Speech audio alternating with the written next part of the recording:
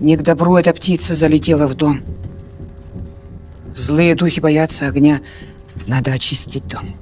Это Ичи Костаса Марсана. Не помешал? Саха — фолк-хоррор, взявший корни из богатой якутской мифологии. Духи Ичи воплощают явления природы, без деления на добро и зло. Сюжет разворачивается в бескрайней тайге. Городская семья приезжает в родную деревню, где повседневные семейные конфликты уступают место густой мистике. Надо было тебя там на ночь оставить! Отстань от него, он и так испугался. Ты за своей мобилой лучше следишь! Хватит орать на меня. Отец года нашелся. Режиссер предлагает нам столкновение между современным мировоззрением и древними якутскими верованиями. Верованиями.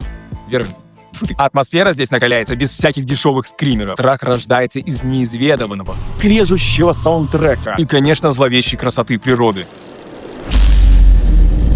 Среди берез теперь сыкотно гулять. Определенный плюс картины в том, что персонажи открываются не с помощью длинных и нудных диалогов, а с помощью действий и отношений друг к другу. Показалось, что течение сюжета немножко вязкое, все равно затягивает, потому что ставка на природу снова сыграла. Национальный колорит от фольклора до интересной операторской работы делает достойный фильм к просмотру даже самому привередливому киноману. Короче, это не просто хоррор. Я бы сказал, это фильм размышления о балансе между человеком и землей, об уважении к корням и поверьям. Обязательно к просмотру. Ичи открывает Якутию в миру с достоинством, глубиной и силой. Ну а вы подписывайтесь. Дальше третий фильм Костаса Марсана. Ну посмотрим.